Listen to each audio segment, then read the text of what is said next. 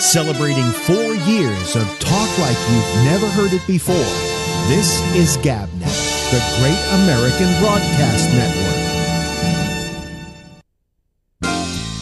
We're GabNet, and we've got you covered live 5 nights a week. First Tuesday through Friday at 9:30 Eastern, it's The Exchange. Let's capture, who are all these people who are watching these cooking shows? They're stoners, right? So I'm wondering, is this a program that Netflix has absorbed? I don't know, what is the purpose of Netflix making a 14-minute show? Now, aside from those 2 interesting facts about this show, the show is fucking terrible. Do not watch this show.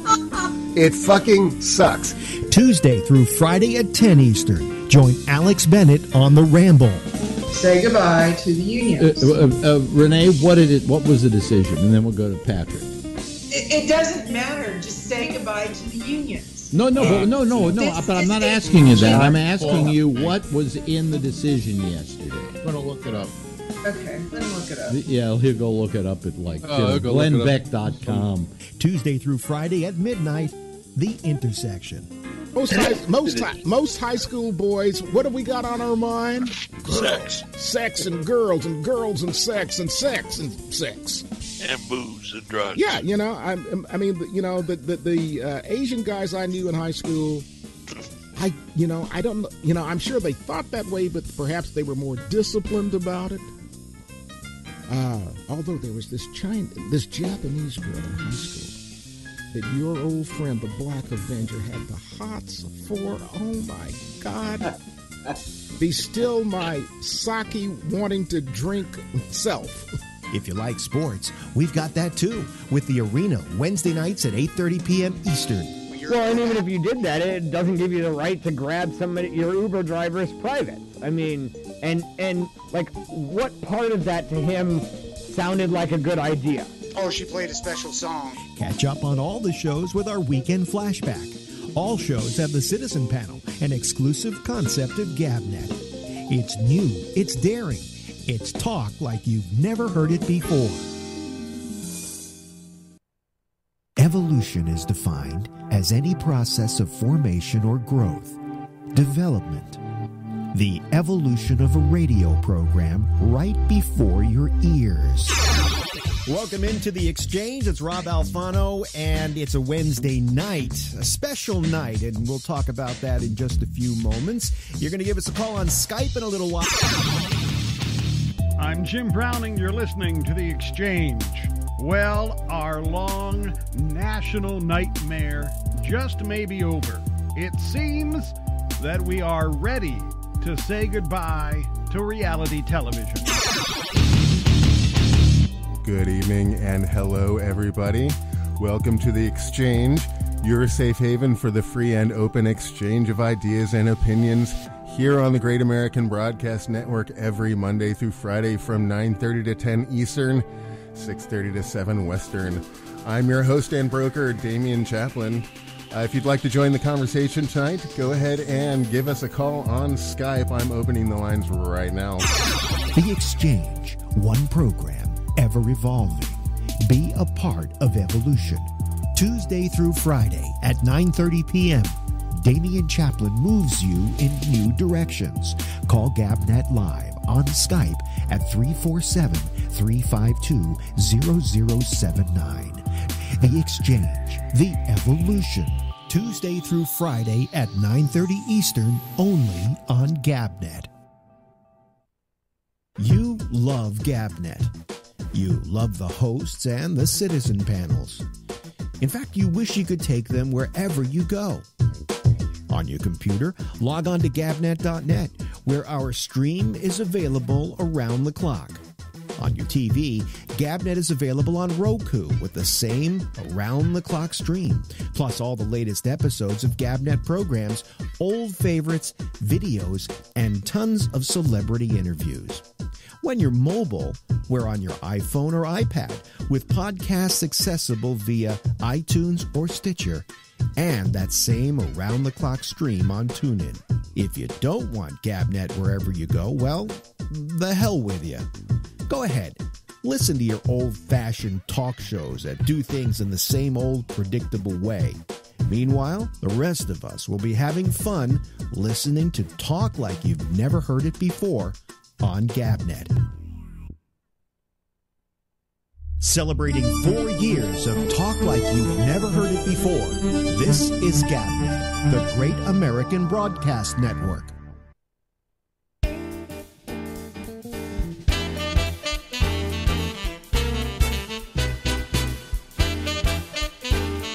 I hate singing this song, so I'm not going to do it.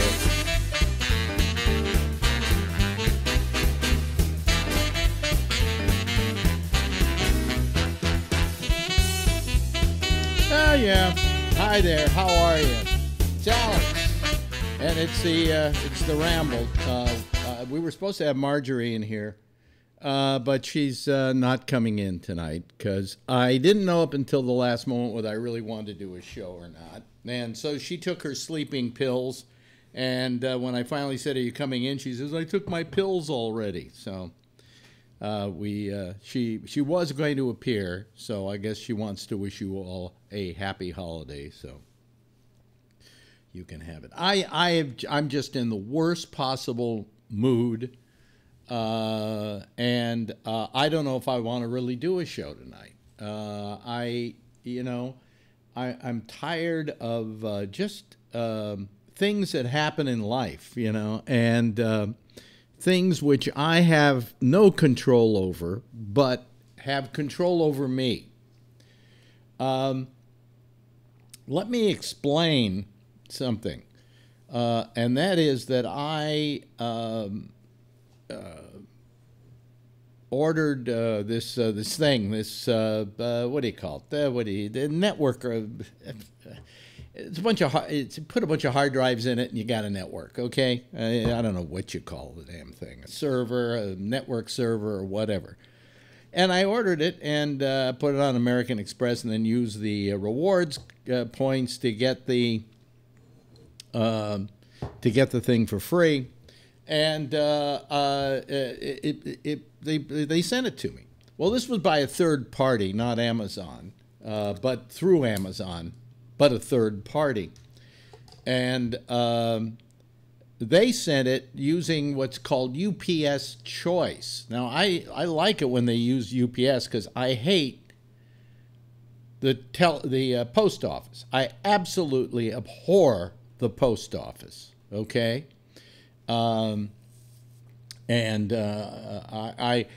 have told Amazon never to send anything by the post office, and they agreed. And I get all my packages through UPS. Well, this company sends it using UPS Choice. Well, what UPS Choice is you send it UPS, okay, and it goes across the country on UPS, and then when it gets here, instead of going to UPS, it goes to a post office. And it said today that it was supposed to be delivered today, right? And did it get delivered today? Well, if you go online, it says it was delivered today. But you couldn't prove it by me because it's not anywhere in my apartment house. It isn't in any of the other buildings or their lobbies. And I walked up and down the stairs in the apartment building to see if it was in front of anybody's door, and it wasn't. But it said delivered at like 5:45 this afternoon.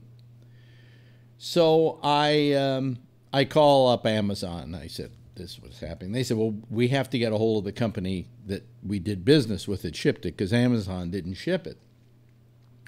So she got a hold of them, put me online with them, and they told me, oh, whoopsie, whoopsie, whoopsie. Sorry to hear that happened. And I said, so am I. And they said to me, well, we don't know, we could send you a new one right now, but here's what happens. We find that the post office, in a lot of cases, sends these things by, how do they put it? Let me see if I can get this straight. I'm trying to do two things at the same time here. They said that the post office, sometimes they've had it where they have actually said it was delivered and it wasn't delivered, but it was put on the truck or somebody said it was delivered, even though it hadn't officially been delivered, and that I should wait at least a day or two to make sure it doesn't just show up at my front door, because they probably still have it, and they probably just listed it as delivered. Now, the only other problem is I went online to their thing, and they say, well, there are only 6 left in stock. But they told me if I call them Monday, they can ship me a new one. So I hope they'll have enough in stock to ship me a new one. Oh, boy. It's terrible, you know. And I just, you know, when you're expecting something and it doesn't come, you get upset by it. I do. I get very upset by this sort of thing, and it just and it's that fucking post office department, who I don't ever want to do business with, but somehow I'm forced to do business with them anyway. And the post office in our neck of the woods is so inefficient and so bad, you know. I'll be here, and then you leave a message saying we tried to deliver it, but you weren't here. What do you mean? Did you ring the doorbell? Did you ring up here? Did you even try? No, they didn't try. You know, so that just set me off. And then a girlfriend said, "Well, you're going to do a show tonight?" I said, "I don't feel like doing a show tonight," which I didn't. I've been in too bad a way with this thing to do a show, so I was just not going to do a show at all. And then she said, well, let me know before I take my pills. And I told her like 5 minutes of, hey, are you going to come in here? And she said, I took my pills already, so now I don't have her as a guest or anything like that. And she's probably pissed at me, but be that as it may. So I have toyed around with something today through all of this, because all of this stuff just frustrates the shit out of me, okay? And it frustrates me because of the inefficiency of it. And I'm also worried that, A, they're not going to have another one of these if this one actually doesn't show up, because it says only 6 left in stock. And secondly, if they return my money on my American Express, do I get my reward points back? I would imagine I do. Okay, but we'll have to see if I do or if I don't. But anyway, so I just I'm just so out of it. So anyway, I started thinking about it, and I said to myself, why am I doing this every night? You know, why am I doing this futile thing that I do for a couple of hundred people to listen to? It used to be more, but as you know, podcasts have become a drain on the internet. There are 30,000 podcasts. It becomes harder and harder to get an audience that's your own, unless you have a big publicity wagon going behind you. You know, if suddenly I won the lottery and I got myself $100 million, I suppose I would take $1 million, pay somebody to publicize this, and then we'd have tens of thousands of people watching. But I don't have that kind of money. And I figured, why did I do this? Well, I did this because this is what I do. This is my thing. And I do it because it allows me to keep my chops up and so on. But more and more it becomes a frustrating experience. And with a day like today, where I didn't even feel like coming on and doing a show because I was just so frustrated by something that had nothing to do with this show, I began to think about, why do I do the show anyway? And I've thought about it, and I am on the verge of saying that I am going to retire, that I'm going to stop doing this. And I won't know till I get back in January whether I'm going to continue doing it or not. The GabNet will still exist. If these guys want to still do their programs, they're more than welcome to. But I'm seriously considering just saying, hey, maybe it's time to retire. You know, maybe it's time to say, hey, it was a great run in my career, And this is what it's become. It's got down to 200 fucking people, and that's it, Plus, I don't like being a podcast. And I'll tell you why I don't. Because there are so many of those fucking podcasts out there that I don't know whether I want to continue to do this sort of thing. Because having a podcast ain't no big deal. Anybody can have a podcast. Literally. People go, well, what I'm going to do? I'm starting a podcast. Well, I mean, they're not doing a good one, but they're doing a podcast. And the people, what happens is, I've been sitting here knocking my brains against the wall for years doing podcasts, all right? Meanwhile, NBC comes along and goes, oh, well, we'll have, what's her name? Their nighttime host, the lesbian, whatever her name is. Well, she'll do a podcast now. And we'll have other people. Al Roker will have a podcast.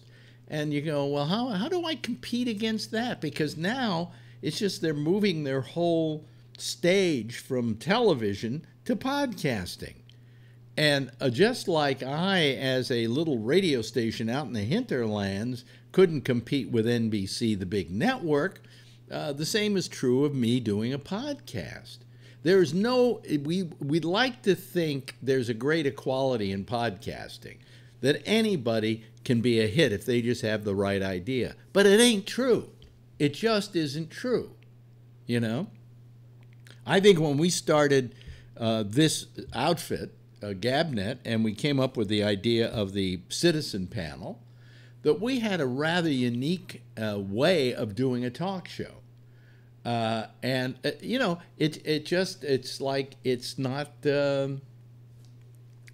worth it to me anymore, and I absolutely thank everyone who has been a member of our citizen panels and so on and believed in this process. And I wish there were a way I could justify to myself to keep on doing it. But I'm not saying that I made a final decision about this, but it's kind of close. It's the end of the year. We come back on January 2nd. We'll be off for for about a week and a half.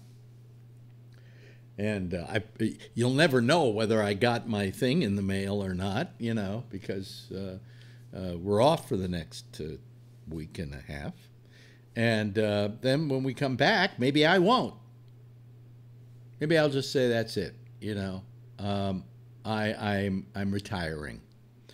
What else will I do? Maybe I'll find something to do. Maybe I'll do little short things here and there or whatever. But I haven't made a final decision about this, but I'm certainly thinking about it. And a lot of it may just be the frustration with this whole thing with the fucking post office, who is an anachronism in and of themselves. And I just wish that the post office were like it used to be. You used to count on the post office, and it used to earn that respect. And now they don't give a shit. They really don't give a goddamn shit. So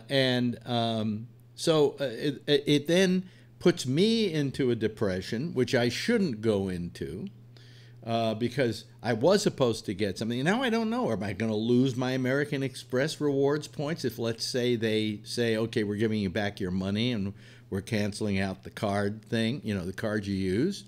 Or am I going to be able to still use those? Will the rewards points go back on my account as well? I don't know. If that happens, I actually will lose $289. Technically, because I have that money. So I don't know, and so I worry about that. I worry about the fact that, they can send me a new one, and they said, if you don't get it by Monday, let us know. But then it says they only have 6 of them left. Suppose they sell all of them over the weekend, and there aren't any left. Well, who knows? But all I know is that it just drove me crazy. Just drove me nuts. And it's not the first time the post office has driven me nuts on something like this. Every time I see that the post office is going to have to deliver something, I go, here we go. It's going to fuck up. And let's say it does come tomorrow. It's still fucked up because it says there it's been delivered. And it hasn't been. And maybe somebody just pressed the button saying delivered when it went on the truck. Okay? And maybe it's on the truck and it'll be delivered tomorrow. But is that any way to run a business? And let's face it, the post office is a business. The post office doesn't get its money for operation from the federal government. There's nothing in the budget for it. It is a supporting, self-financing organization. And to think that they do business this badly is amazing to me. You know, I find, for instance, the best of them is UPS. The UPS has always been, for the most part, pretty damn good. I've had a few problems from time to time. FedEx, not as much, but close. But the post office, my God, somebody help me. They have one other that Amazon uses. If you order one day, they send it by, I can't remember the name of it now, but it's a different company, and it's a different company. I can't remember the name of it. But they're terrible. In fact, one of the drivers once threatened me because he wouldn't come in and deliver the box into the building. He wanted to leave it at the gate outside where anybody walking by could take the box. So I yelled at him. I said, you know, you couldn't ring the fucking doorbell? You know, because I went down there. And he then got out of his truck and threatened me physically. And I called Amazon. And I said, you know, one of your delivery people just threatened me physically. And I don't know whatever happened to the whole complaint. But I'm trying to remember what company that was. It has a something, I don't know. I won't even try to remember now. But I tell them, UPS, that's all. If you can't send it by UPS, then don't send it at all, you know. But this was a third party. They send UPS, but then the last leg of it is the post office, and that's where the problem occurs. So, and by the way, down in my basement, down in the foyer, I went down the foyer several times, the lobby of our building, to look, because the packages are piling up down there, in spite of the fact there's a sign saying, do not leave packages here, take them to their apartments. And yet they just, only the post office comes and drops them in the lobby. It's a kind of a giant fuck you to the signs. So that's one other thing with them. So anyway, I don't know. Right now, I don't want to come back and do shows anymore after the first of the year. But I'll probably wind up being here after the first of the year doing shows, or I may limit how many I do a week. But I'm just frustrated by the whole damn thing. You know, it's just hasn't been. There hasn't been a growth in what we're doing. And there's even been a diminishing in what we're doing. If I do come back, I'll do the show here, but I'm not going to put it up on Facebook. I'll run it on YouTube live, okay? But I except for the fact that it automatically posts the show, I don't think I will post the show. What is this? Some program is downloading itself right now, even as we speak, on my, yeah, well, okay, fine. Anyway, it downloaded something, but it isn't hurting our transmission here.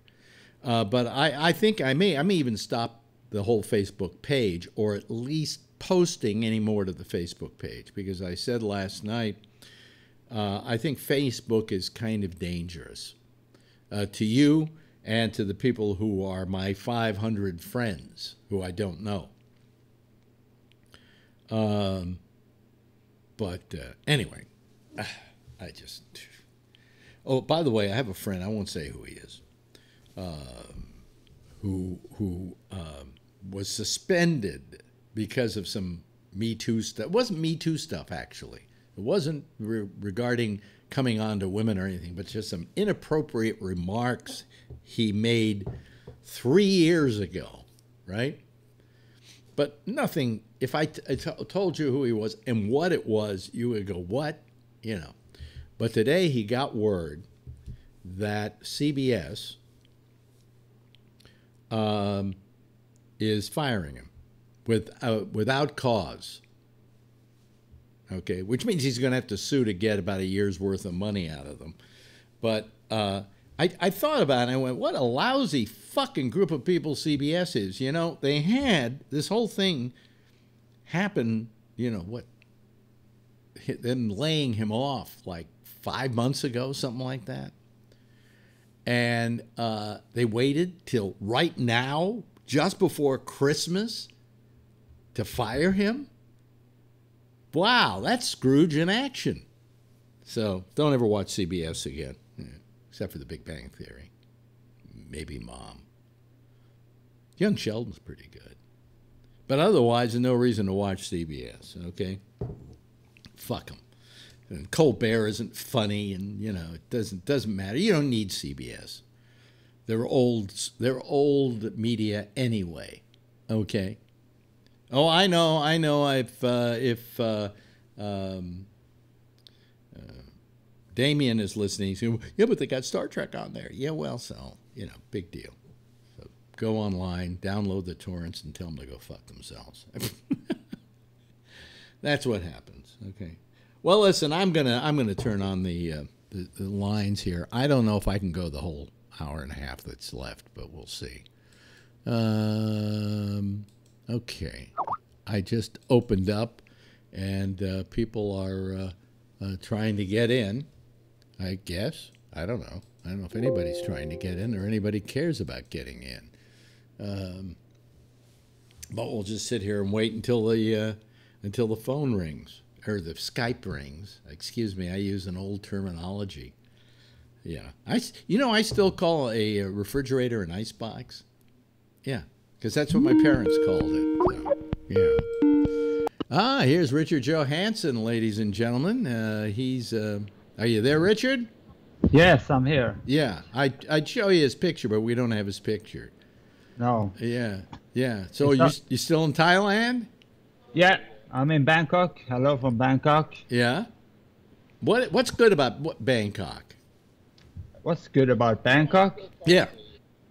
A bunch of things. I like big cities. Yeah. And you're listening to your browser. Yeah. Turn that off, otherwise it's going to confuse you. I know, but I got it's another thing here.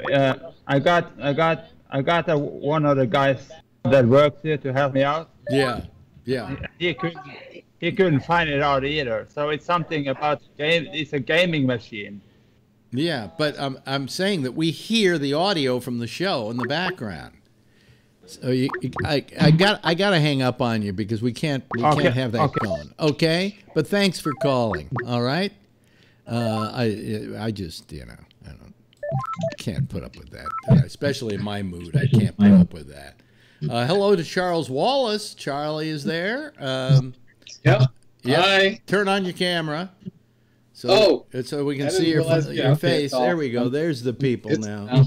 Wait a minute. Are you there? There we go. Okay. Yeah. There we go. There's Charles. There's his lovely little face. How are y'all doing tonight, everybody? Yeah, lovely day. On what might turn out to be the last show of my career. Well, I got back just in time, huh? Yeah, we're here for it. Yeah. Whatever decision you make, you'll be supported by your friends. Yeah, well, And you know what? They have to return the points. American Express would never allow a vendor to take your points and not return them. Yeah, well, no, it goes with the card being used. So I guess if they say, well, we're returning the money to the card, then they return the rewards points to the card. But, sure, exactly. But I agree with you on that. I'm sure this will probably come tomorrow.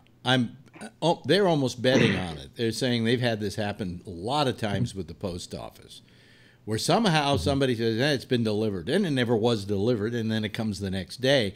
And, they could have done something today, but they decided they didn't want to because they wanted to see if it would come or not. So, but now there are only 6 of them left, so by the time on Monday I call them when they're open again, they might be sold out.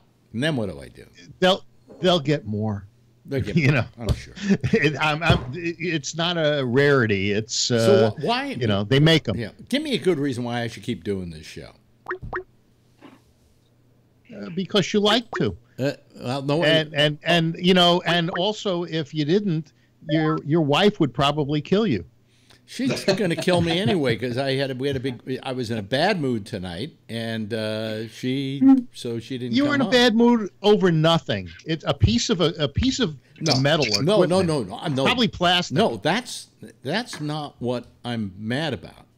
I'm mad about the post office. This has happened continually over the last. So what are you, like Don Quixote? You're going to wave at windmills? Oh, well, wait a minute.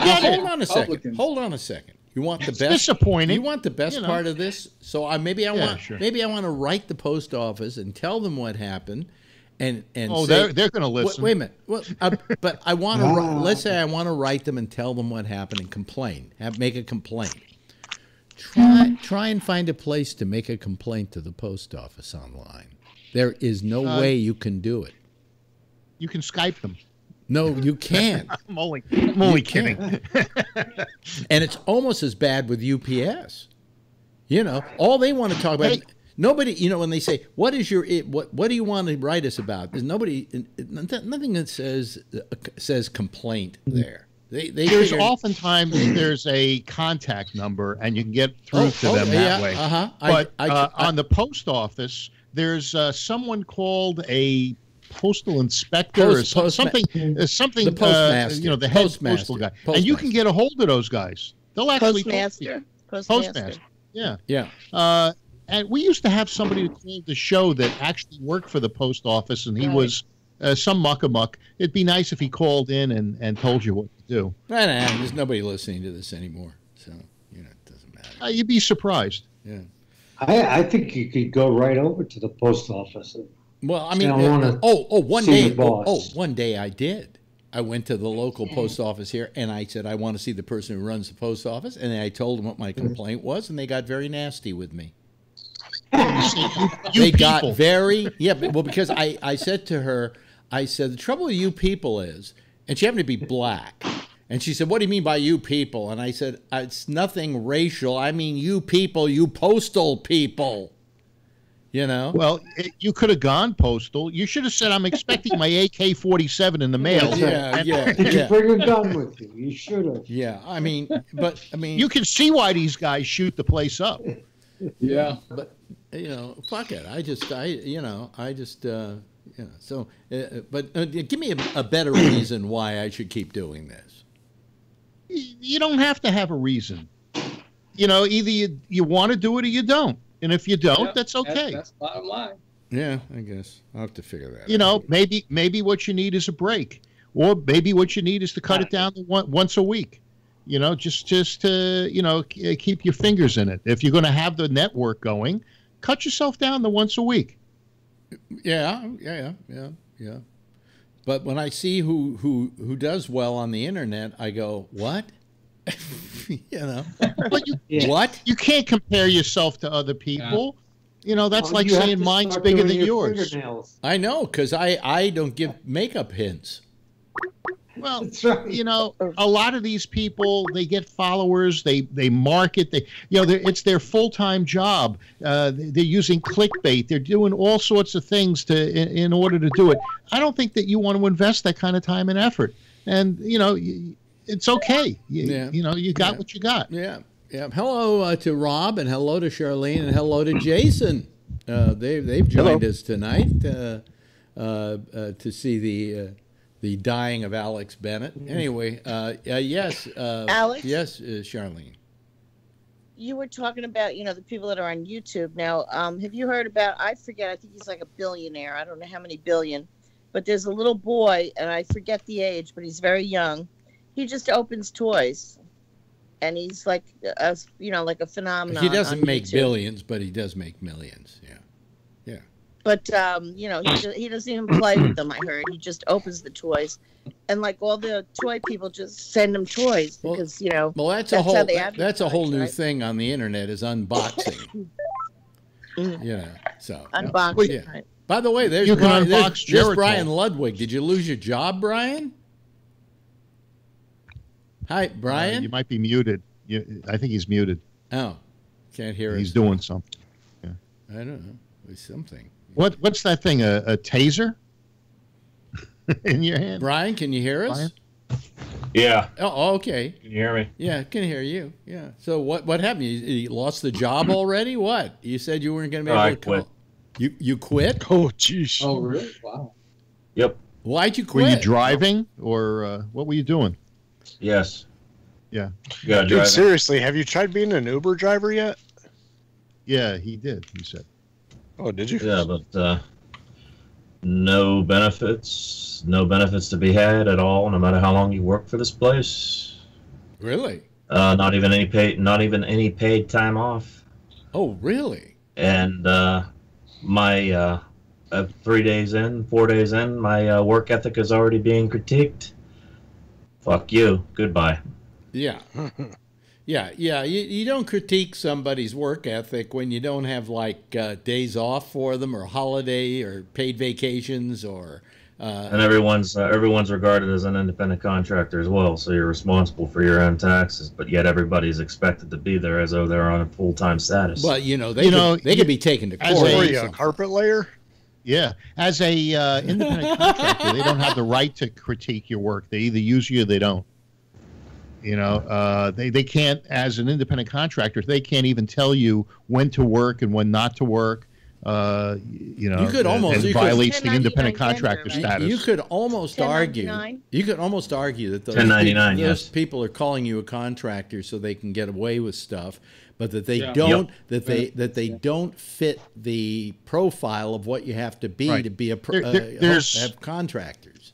There's 22 points that you must meet to be a contractor, an independent contractor. And if any of them aren't covered, then you're an employee, and they should be withholding taxes and doing all that stuff. And at that point, they have all the right in the world to critique. So you could I told them they owe me 4 days of the time that I've served for them. Otherwise, I will take legal action. I emailed the owner of this place and told him this. I also told him beforehand that how can you justify doing this? It's not like it's a sustainable business model.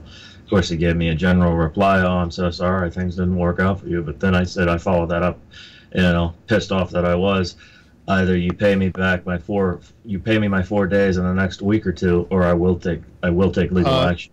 Why don't you just go to the Brian, go to the labor board. I'm sure there's a state labor board. And say that you were categorized as a independent contractor when you should have been treated as an employee. He'll not only be responsible for your taxes, he'll be responsible for his taxes. Yeah, you were required to do certain things, and that doesn't make you a contractor. A contractor comes in and provides a service. Right. You get what I'm saying? You simply were providing your body, and they were telling you what the service was. So I think there's a good argument there that they're using this as a ruse so they don't have to pay taxes. Right, and they'll be on the hook big time. So if you tell the guy that you're going to go to the labor board and complain that you were categorized as a contractor and you should have been an employee. Didn't they have this problem with Uber? Yeah, but they found some way to get around it. But Uber's got a lot more money than it sounds like than what Brian was working. One thing I found out today, Jason. Yeah. One thing I found out today, I didn't realize how much money Gilbert Godfrey had. I heard he bought a controlling interest in was it Uber? He's going to change the name to Juber. He's got a Toyota Prius, and he's going to start picking up passengers. Wherever you read that, it had to be a joke. I just invented it. Oh, man. you invented it. I see. Juber. Oh. Hey, if you let that beard go a little bit further, we'll think you're a jihadi. I'm trying to get the same color, match the same color as your hair, Phil. Oh, thank you. Imitation's the biggest form of flattery. Form of flattery. Yeah. Yeah, but anyway, so yeah. So well, anyway, we're glad you're back with us, but it'd be better if you had a job, Brian. Yeah. You know, but you know, I'm sure there are other people who will need a driver and treat you decently. Was that the Oregon thing, or no? Or that was after? Oh, that was. This was after that. Yeah, that was. Those are the days when he was an Oregon grinder. I think. Oh, this is a company called Dedicated Logistics Partners. Yeah. Yeah. Oh, did you ever think about based out of Allentown, Pennsylvania?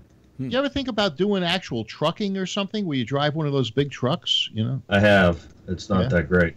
You know, is Pennsylvania at will? People that I know who are truckers, Rob, I think will agree with me on this. Usually, always say how they love the work. Ask Kevin. Kevin was a trucker. Yeah, you have to love the road. There are people that just love to be on the road. I've met truckers like that.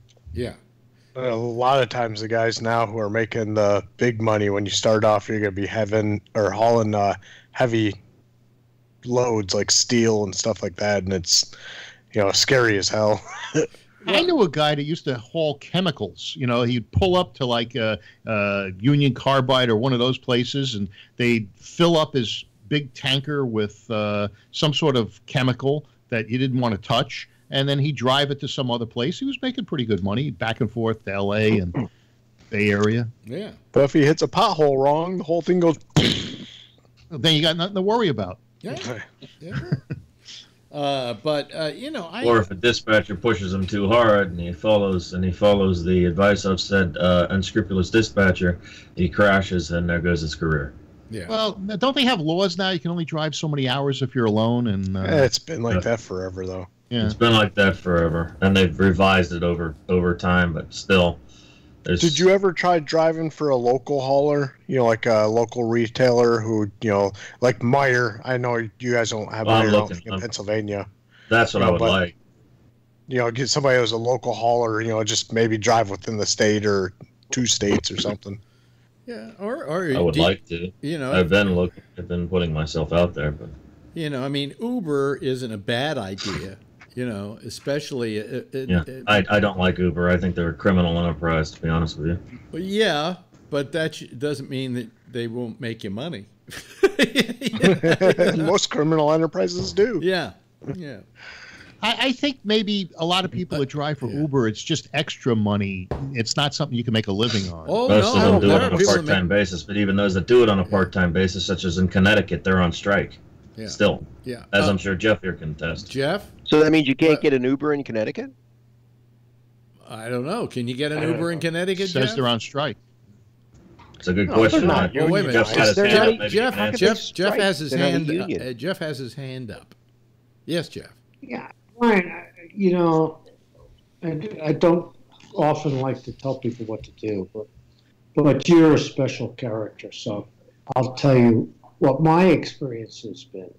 And I was kind of like the same kind of person like you, who had difficulties in having bosses and didn't exactly agree with the organization and things like that. And I ultimately ended up starting my own business. Mm-hmm. And you might want to think that yourself. And, I've been telling Alex this for a long time, and I'll tell you now. You have a future in floor covering sales.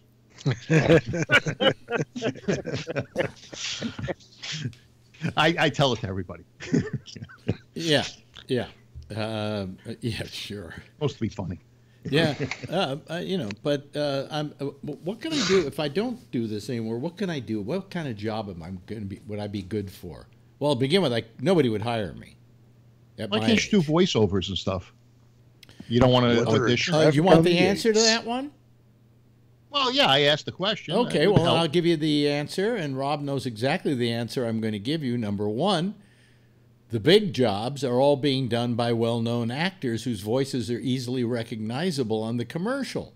And those more simple commercials that don't require that, such as local commercials or commercials that have other products and rather nebulous voices, are all done in the Midwest somewhere by announcers who live there, okay? And the reason is because they can be done cheaply and non-union. All right? So there's very little room. Like, for instance, when I was at Sirius, there were a couple of people there who did voiceovers. And I was close to them, and I knew them, and I said, how can I get into that? You know, I figured, hey, this would be a little something I should be doing. And they said, there isn't a business there. He says, we're barely in it. You know, it's just, it used to be, yes. You know, when I first came to New York, I was out 5 days a week doing auditions. I never got anything particularly, a couple of things, but never anything really big. But the fact was, there were open call auditions for commercials. A lot of it's gone online. There's a big online community for voiceovers. Everybody is doing it from home, and there's a couple of services if you Google it. There's a couple of services. If you have a home studio, you can submit your auditions through. You know, you can now just create a WAV file and send it in an email. There are some services. Have you ever done that? No, I just decided I'm done with it. I don't even, you know, but it is a way. There is a way. I can't think of the name of the service. There's actually two of them that I'm familiar with, and I was going to do it, and I just don't have the energy. I don't really feel like 900 million no's before you get one yes, you know. Well, I have one other suggestion. Since none of these things make any money, maybe you ought to just enjoy yourself, travel, and do things that you want to do while you're still healthy enough to do it. Yeah, where do I get the money? Where do I get the money for it? Well, you know, it doesn't. It depends on how you do it. Today, you know how much I lost in stock on just one stock I own? Well, you should have supported the Walmart. I lost $1,000 today on Sirius stock. It went down 30 cents. Yeah. Yeah. And that's on a stock that isn't worth very much to begin with. Heavily, Alex, that stabbed you in the back. No, I didn't. I didn't invest in them. They vested me every year for a couple of years. They vested me stock. Yeah. About 6 months ago, Jeff's wife pulled out of everything and put into cash, right? There was a couple of other people that did that. What gave her the feeling that she needed to do that? Let me tell you something. I think Trump that I'm thinking about. I have Vanguard, for instance, and I think maybe with today's stock market, it's worth. Let's say it's worth $130,000, maybe a little less in Vanguard stock. I'm thinking of selling it. No. Okay, I'm going to sell all of it. Now let me explain to you. Okay. No? Hold on a second. What was your philosophy? Buy high, sell low? What's your tax? This isn't my philosophy. My business managers. This is my business manager's philosophy. When you, at the end of every year, when you pay taxes on dividends that have been given you because your stock went up. But when it goes down, you don't get to take that as a loss until you sell the stock. Right. So what I do is I sell. You're just not paying taxes. I sell all my stock, let it sit there for a month. In a month, it's not going to go up that much. Buy it back.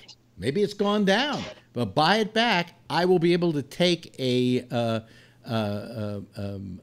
what do you call it? I will be able to get tax credit on the loss. What was your basis on this $135,000? Because if your basis was, let's say, $50,000, all I'm saying is every year when it's gone up, Phil, I've been given dividends, and as I've been given dividends, I had to pay taxes on those dividends. I don't have to, but when it goes down, they're not giving me back money on what I paid in those dividends, but they will pay it back the minute I sell the stock at less than I had. I think what Phil's saying is, what did you originally buy it for in its original value when you sell it? Because you still made money. You're going to have a capital gains. No, because I don't have to pay any taxes. Your original Vanguard account wasn't $130,000. I don't have to pay any. It was probably $50,000. Hold on a second. And it's gone up Hold on a second. I haven't had to pay. I wouldn't have to pay a penny on that stock. I'd have to pay it on the Sirius, but I wouldn't have to pay it on that stock. And why won't I have to? Because I've been paying taxes all along on that stock as it's gone up. But I'm not going to get money back next year because it went down unless I sell it. I'm not sure. I guess your business manager probably knows, but you should talk to a CPA. But he's saying if it keeps... But remember, his business manager's older than he is. No, that doesn't matter. But I think you should talk to a CPA before you. He is a CPA, Phil. He is a CPA. But Alex. So I do talk to a CPA. One point in time, I sold off Roth IRA or something, and I had to pay taxes based on my that's because it was it's because it was an IRA. This is a Vanguard account where I buy it. Still is probably going to be the same because your Vanguard account's still a retirement fund, and you're probably going to be based off your original purchase price. It's not a retirement fund. It's never been considered a retirement fund. Vanguard is literally Vanguard is just a brand. It's a place where you invest in stocks. It's a money market. It's a money market. All I'm saying is I've been paying taxes. I've been paying taxes every year on my dividends when it's been going up. Exactly. I know. I understand that. But I haven't. But when it's going down, my mom set me up with something when I was like 4 years old, and I've been paying taxes since I've been 4. And then I sold it. But the government doesn't say to me, oh, your value of your stock went down. We're gonna give you back some tax money here. No, you can't do that until you sell it and take the loss. But it goes off the initial purchase price. The initial when you initially purchased and opened up the account. No, it doesn't. According to my business manager, that's not so, Jason. And I'll believe him before I believe you. You know. I mean, I may do that. I may not do that. But all I know is that today the stock market was really bad. Really bad. It's gone really into the dumper. You know, it's like we're headed to a recession, possible depression bad. Is that what you're saying? What did they say that last month there was a bigger loss in the Dow Jones average than the biggest month-long loss since the Great Depression. Is it time to buy gold? Yeah. Is it time to buy gold? That's what Tom Hartman says. Yeah, right. Some would argue it's time to switch back to the gold standard. Yeah. Get off the petrodollar. You know, that's another thing about price fixing. Remember, gold was $35 an ounce before it opened up, and then it went up to $800 and God knows what else. And, you know, anytime they had those not price fixing, but under Ford and under Nixon, they fixed prices, and it wasn't good for the economy. It created enormous inflation. You know, because they had what do they call it? Price stability or price freezing the price. Yeah, price freeze. Yeah, and it created a lot of other problems. Yeah, but hey, you know, I don't know enough about those things to give you any advice on it. I don't either, and he's still looking into that possibility, trying to see if it's a good idea. Okay, but nevertheless. The thing that bothers me is that I've been paying taxes all along on the gains that I've had, and now that I don't have those gains anymore because I'm starting to lose, the government doesn't say, "Oh, well, here's some money back." You know.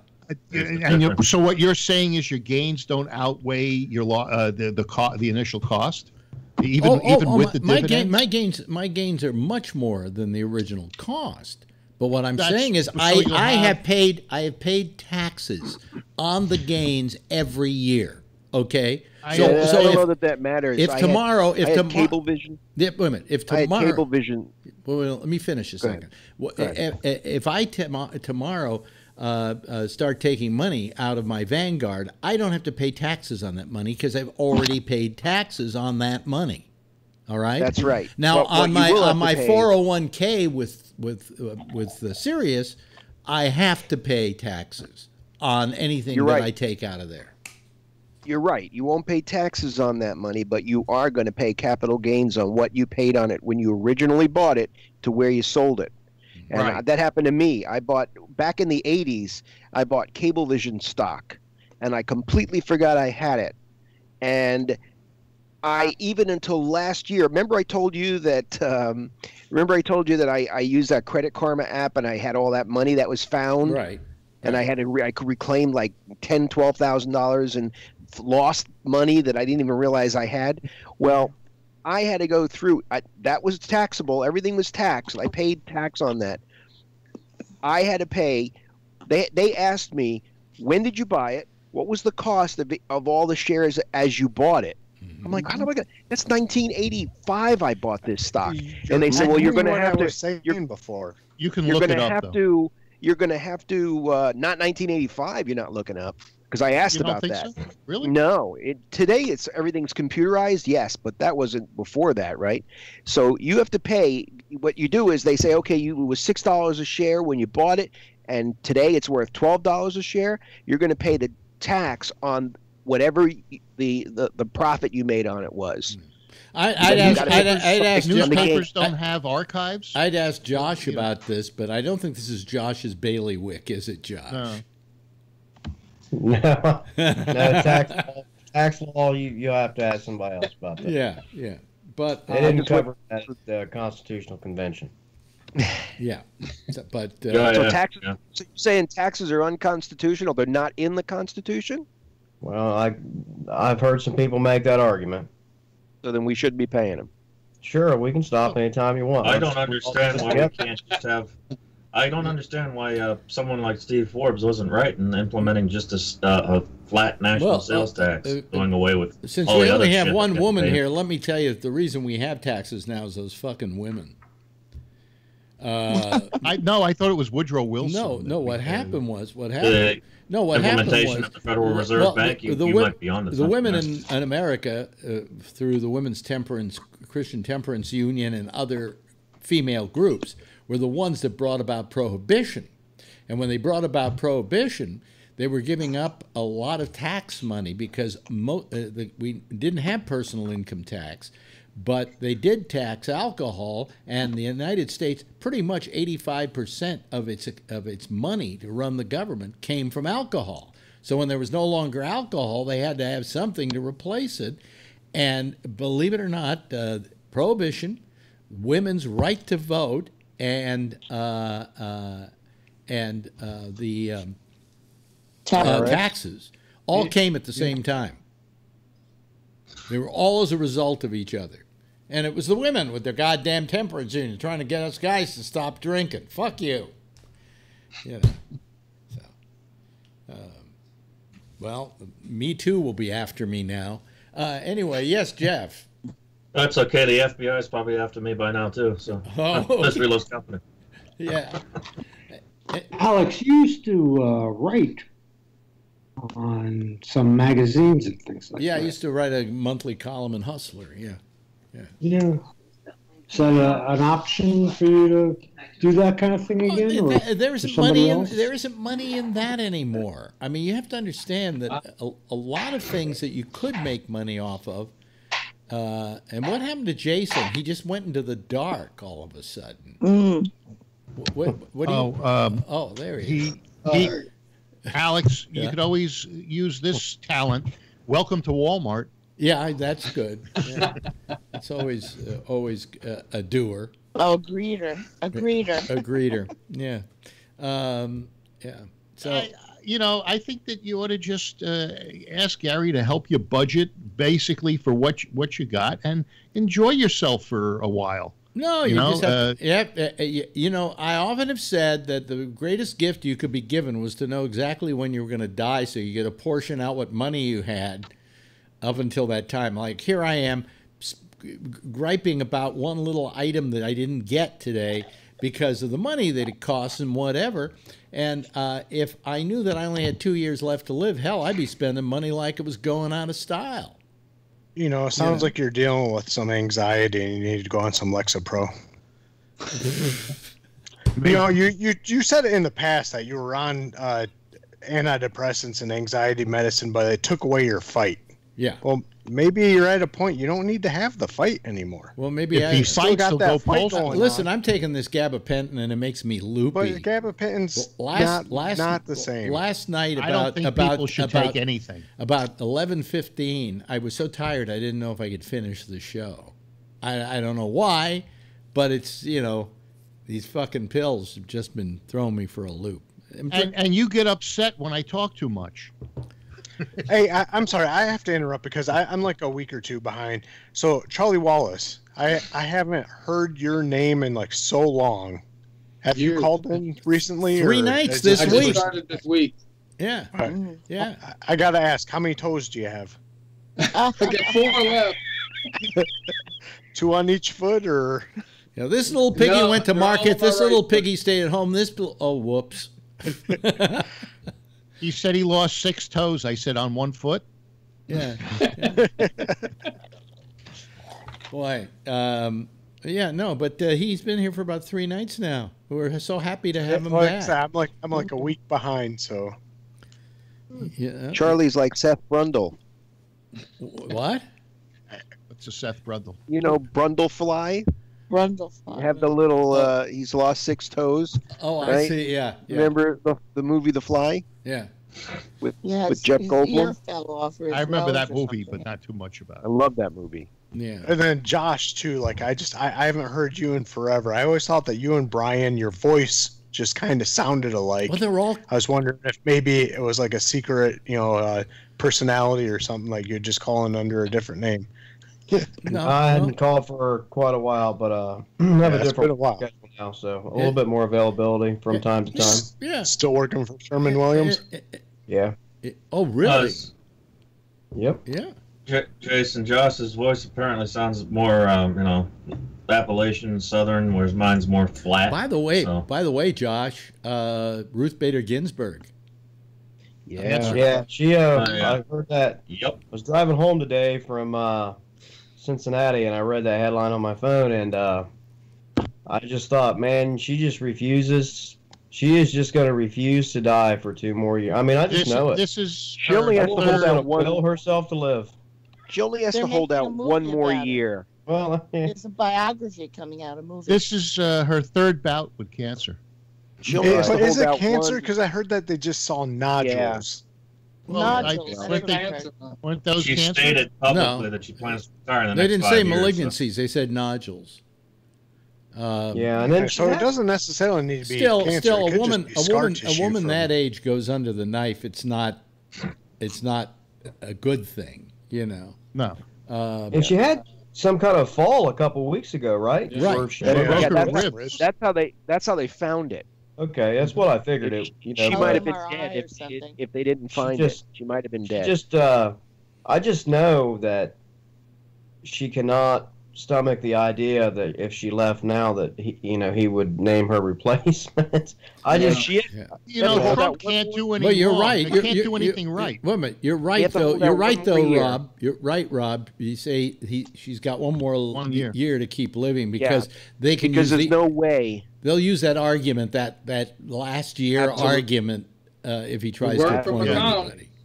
Well, I think what happened is Trump fucked up. He pushed her thinking that he'd be able to get another judge, and then all of a sudden, they found the cancer and cured her. If he didn't push her, they wouldn't have found the cancer. Here's the other thing, by the way.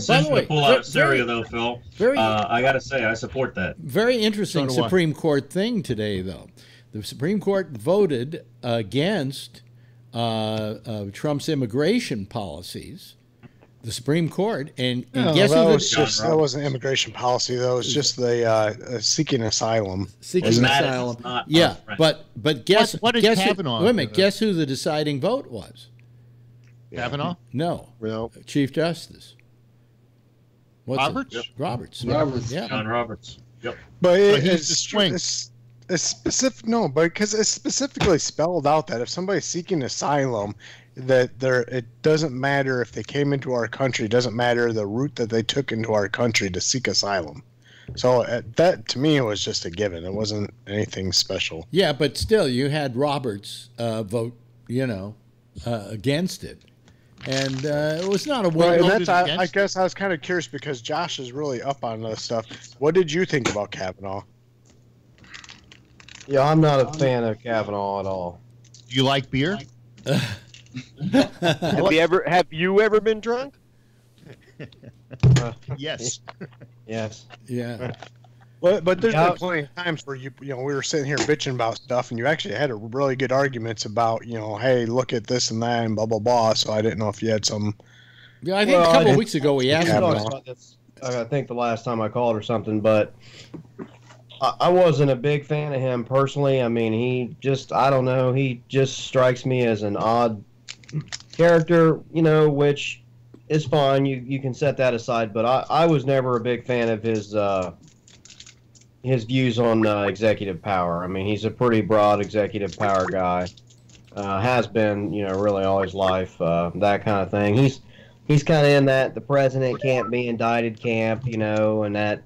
But he can't, though, can he? I was never a fan of his from before because of that kind of thing. So I didn't like the pick at all, and I'm normally pretty open-minded about that. But technically, a president can't be indicted, can he? It's just you have to go through the impeachment process. It's never been tested. That's never been tested. We don't know. But, wasn't that kind? Well, let's go to Josh. Josh knows more about this than any of us do. Well, I mean, the question of the president being indicted. I mean, I do not know. Okay, the way I'll explain it is I do not know the law. Okay, I'm not a lawyer. So, but I do know enough to know that at the highest level, one lawyer will tell you he absolutely can, and then the other lawyer across the table will tell you he absolutely cannot be, which that's pretty typical. So the only way I can explain it is my field of study was constitutional history, specifically the framing of the Constitution, the ratification era of the very, very early republic. My thesis was written on one of the delegates at the Constitutional Convention. My dissertation is an expansion upon that, et cetera, et cetera. So the only thing I can tell you is that it is my firm belief that the people who were in the room that wrote the document, in my opinion, would never have bought into the argument that you could not indict a sitting president, that you had to just let it slide until he was out of office, and then after that you could do whatever you had to do. But if he were a lawbreaker while he were in office, that you couldn't indict him and charge him with crimes. I don't buy that. But there is a process. It's called impeachment. That's not a legal process, though. But it is a legal process. No. It's a political that is process. the process. But you have to go through the political process in order to remove him from office, in order to go through the legal process. And if you do something bad enough, then you have to go through the political process, get his ass out of office, and then you go through the legal process. So that's always been my intent. But we had a president who was impeached in our lifetime, and he didn't leave office. But he was impeached. He wasn't actually found to be convicted. Exactly. Well, so there you go. Impeachment is part of the process. He was impeached, but then they didn't find enough to be there to remove him from office. Like Trump said, I could shoot somebody in the middle of Fifth Avenue. Well, if he did that, okay, well, maybe you might not be able to indict him, but you impeach him. Well, when he said that, from office and then indict him. When he said that, he wasn't referring to being president. He wasn't president at the time when he said that. He was referring to the fact that he could shoot somebody on Fifth Avenue in New York City, and the people who like him still would like him. They'd still vote. They probably would. That's the crazy part. Yeah, but that's why I'm saying, as president, Rob. By the way, I brought something up. By the way, somebody wrote, just quickly, fire your business manager. Okay. Anyway, yes, Rob. I brought this up last night, but now that Josh is here, I'd like to get his opinion on it. I said last night that with the Trump calamity, do you think that we'll see changes to the power of the office of the president? Because we see that now you could get a rogue in there, some guy that's a free thinker who decides off the cuff that he's going to do this and he's going to do that. Do you think that when he's gone, they'll make changes? You know what? I honestly do not. And I know no one likes that answer, and I don't like that answer either. But the reason that I say that is because I haven't seen any evidence as of yet that, even his own party is disturbed by what he does. I mean, I know you get some outliers. I think every time someone decides they're not going to run for office anymore, they finally decide to speak their mind, and then I'm supposed to respect them because now that they're quitting in 3 days, they're going to tell me the truth. I mean, that's the biggest bunch of horse shit I've ever heard. But I don't think they will, because the trend has been for, probably 75 years, the expansion of executive power. I mean, executive power has expanded from day one, no doubt. That's the natural evolution of governments. But it has greatly expanded in what's called, basically an era of, the imperial presidency. Arthur Schlesinger, labeled it. The Congress of the United States, the legislative branch, has basically abdicated many of their responsibilities to the executive, many times for political purposes, because they just didn't want to be seen as the people who dealt with the problem, because they didn't want to take any blame. I mean, they've just been scared little kittens, for 75 years. It was easier to let someone else handle it. And I don't see that trend going away anytime soon, honestly, but it might. Well, then I have a very, very sad, empty feeling in my gut about this country. Yeah. Yes, Jason has his hand up. Jason? So I would agree with you based on just Trump and, on the federal level. But then you look at actually what states have been doing recently when you've had Republican, governors and then control of the houses in the states. And then just recently when you had the Democrats elected to governors and attorney generals, you have these state houses that are actually limiting the power of the governors. Oh. I think that might just be an actual practice of what they might want to do on the federal level. Well, but I mean, I agree that you're correct in that, but the states have always been independent players like that since day one. I mean, even since they were colonies, the states have always had different types of governments and very, very strict governments. I mean, some of the colonies didn't even have, unicameral heads of the colony, or, the state as we would call it now. Some of them had more of a committee style. The governors were very, very weak. They were almost figureheads to the legislature. And there were some people that wanted the federal government at its framing to model that. But because of some of the problems that our states had as individuals and as a collective body, the people in favor of broad federal powers, James Madison among them, James Wilson, and a few others, won out, won the day. And it has, which I think was correct. We did need a strong federal government and a strong figurehead at the top. I just think that since, let's say, the era of Franklin Roosevelt, the rise of liberalism, World War II, etc., it just kind of spiraled out of control, and the Congress has not done much to rein it in since then. I do think the states do a good job at it, but they're 50 individual bodies, and our national government, especially in the era that we live in now on television every night, they placate to that. I mean, we have a president that changes his mind because he wants individual petri dishes. They're 50 individual petri dishes, and if you can find that, hey, I can do this in 5 states, it works here, in order to limit the power of the presidency, and now we might have a Democrat coming in charge, let's limit the power. That just worries me. I keep on thinking we need to go to a parliamentary system and make it easier for the party in charge to actually pass stuff. And hey, you like it or you don't like it. You don't like it, you vote them the hell out and you get somebody else in, and it's easier for them to change the law back to the way that you might want it. Right. Yeah, I mean, I don't know if I'm in favor of that. Well, no, I'm not. I'm not in favor of that. I like the system that we have, but, you know, like I was saying, look, for 50 years, political scientists and historians alike have, you know, fretted over this rise of the imperial presidency. And there have been times where they thought it was going to come to an end, you know, when the Congress took back quite a bit of power in the Clinton era and really started to run the show. They thought maybe it was finally going to collapse because, you know, the legislature in the Clinton era really stood up to the president, you know, Bill Clinton, politically motivated or not, you know, doesn't matter. They really were trying to run the show at that time. But I think the problem that happened and the reason that it wasn't able to end the imperial presidency is because the Congress ran amok. Well, let me ask you this, Josh. Do you have the feeling that Trump doesn't know exactly what the president's rights are, and that he thinks that it's like one of those magic things that happens to you where you can do anything you want to do because you're president? I'll be honest with you. He doesn't understand. This is going to make everybody laugh, but I'm only half joking.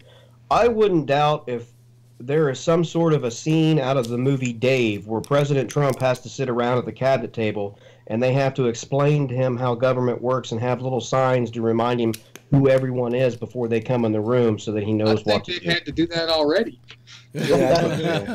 Exactly. Haven't there been who was it who just left recently who was saying that, you know, I had to tell him repeatedly that was illegal. You can't do this. This is not what you can do.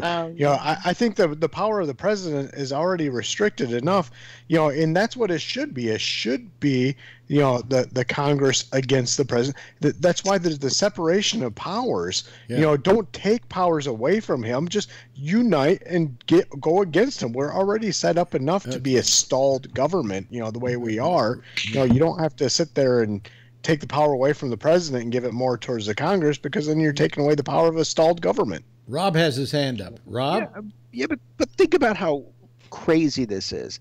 This guy could be indicted. His attorney is going to go to prison. The only reason they're not indicting him is because you don't indict a sitting president, right? So he could be indicted. He's being looked at. They're closing down his foundation for shoddy practices. They're surrounding him and his Trump empire and all of this other stuff. But yet, he can run for president again. He can. Do you think he would win? All of the. I think he has a good chance of winning. But the point being that this guy could be indicted. So why would they let him run again? Why can't he be told you need to resign? Well, I don't understand that. How there's no common sense to that. Go through. But there's no. I don't think there's any way in hell he could win again. There's a new hashtag. There's a new hashtag running around. #resign, asking Trump to resign, which I don't think he'll never do that. The only way he'll resign is if they get one of his kids. Yeah, they're going to get the kids. Yeah. If they get one of the kids and they use that as... He can't... Phil, Rob, I was listening to someone else serious who agreed with me. Not even his kids will make him... Don't move. I think he's voting for his kids. Wait. You think so? Hold on a second. Charlene, don't quit moving your camera around so much. It's making us dizzy. Phil is uncharacteristically quiet in this. He's here tonight. I was going to ask you where he was. I knew really going after him good, Alex. I was laughing in my room. I was getting a chuckle out of that, really. Yeah. Where is he? He's coming. Well, let him talk. Oh, I'm sorry. I'm just listening and letting you guys go at it and talk about how you're going to have a parliamentary government and shit like that. You just keep stroking yourself. All right. Hey, but you'd be happy with a parliamentary government if it was on your side, because, like I said, I don't think I'm happy with what we got. Republicans get in charge. Hey, let's try their ideas. You have all these ideas. Let's not stall them. Let's try them. and then let's see them fail. Well, you know, we do. And then have, you go back to another. We do have the constitutional. See, liberals think that their way is the right way, and that anything else, compromise to a liberal, is that Republicans should do it their way. That's their compromise. No. But I'm sorry, that's Republicans don't believe in compromise at all. Republican is just me, me, me, me, me. There is no gun control whatsoever. You can't have that because that's unconstitutional. Every crazy should be able to have every gun he wants. Do you want? Part of the words which rights? Militia being in the Second Amendment. What part of the First Amendment that you don't want? Either it's all there or it's not there. You got the Second Amendment; it's there. It's just as strong and just as important as the First Amendment. It is there with the strong regulation of a militia. So you have to belong to the militia. No, it's right there. It's spelled out. Regulation is right in there. Yeah. Well, regulated. You guys keep on forgetting. We'll see how the Supreme Court. There's no compromise with you guys. There's no interpretation. There is a Jason. Hold on a second. Jason. Yeah. Is there any interpretation? Brian has his hand up. Brian. Just say real quick. There was a conversation I was having with a staunch Republican on Facebook who told me, according to his interpretation of the Second Amendment, back in the day when it was enacted, the term "well-regulated" meant well-trained. As in well-trained militia. I'm still there. You want to have a gun? Be well-trained. No, we don't have that all today, I'm saying is, and Josh... I said to him, there's no difference. Hold on a second. Josh is a constitutional expert here.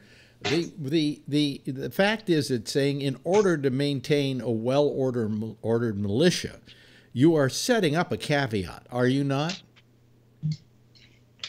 Well, there is a ton of ambiguity in a lot of those,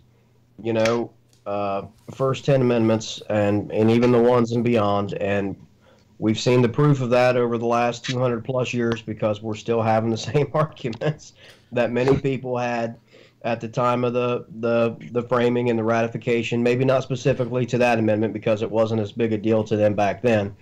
I mean... Because it took 10 minutes to loan one route. In your opinion, Josh, is the Constitution necessarily good at this point, or does it need a rewrite? Oh, I think it's fine. I just think that in some cases, such as possibly the Second Amendment, just in a few minor areas, I don't know that the framers personally would show up and say, "Oh, well, no, that's what we meant," or "No, that's what we meant."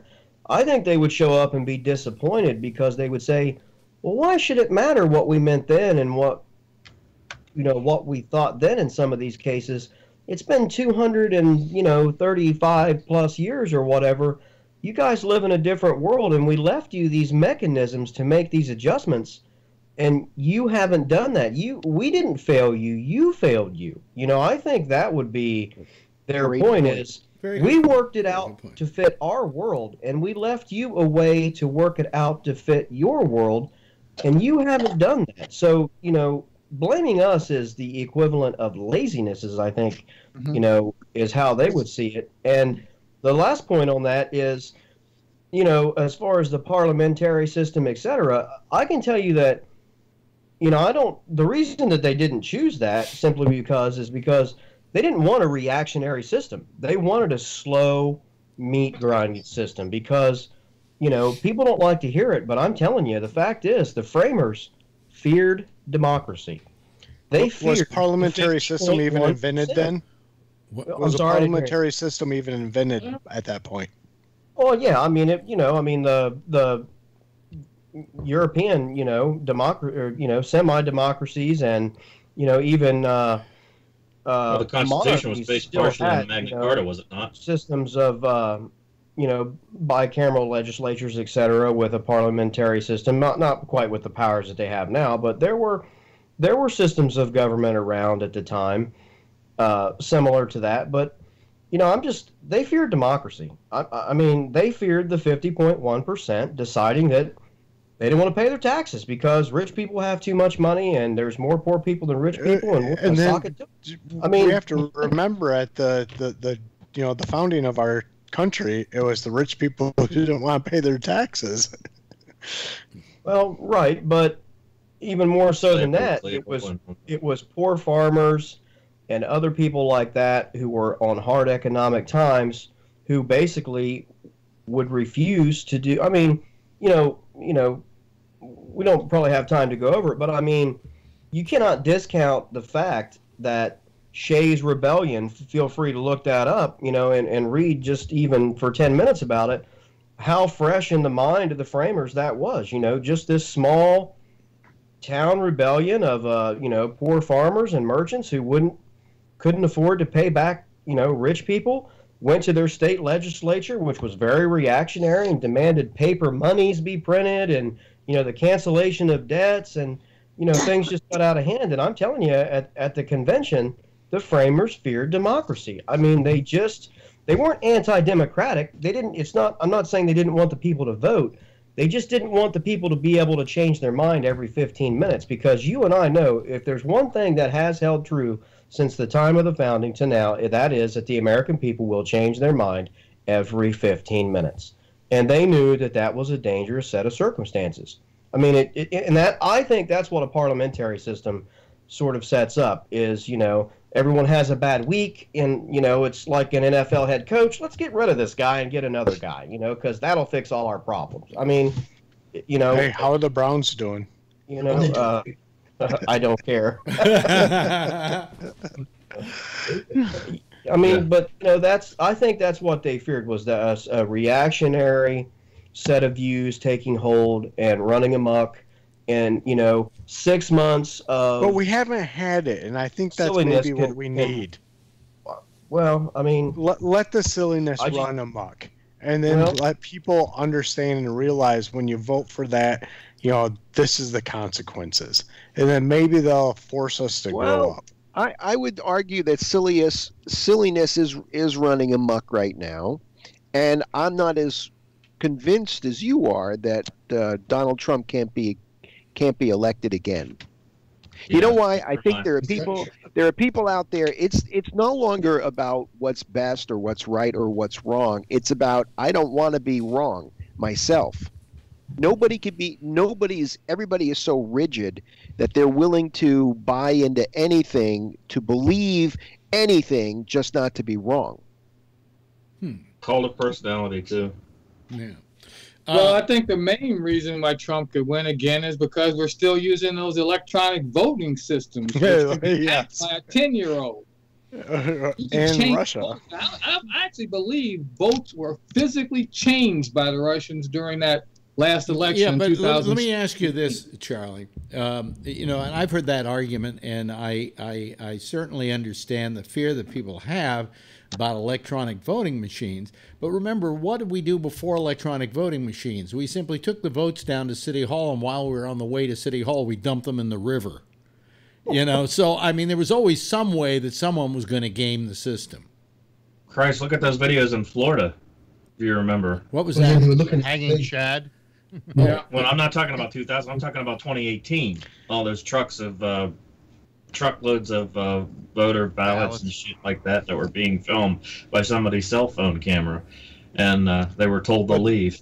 Yeah. But that's the thing. We have the cell phone camera now, and we can do everything. When you just do straight up electronic, you don't have the physical video footage to be able to.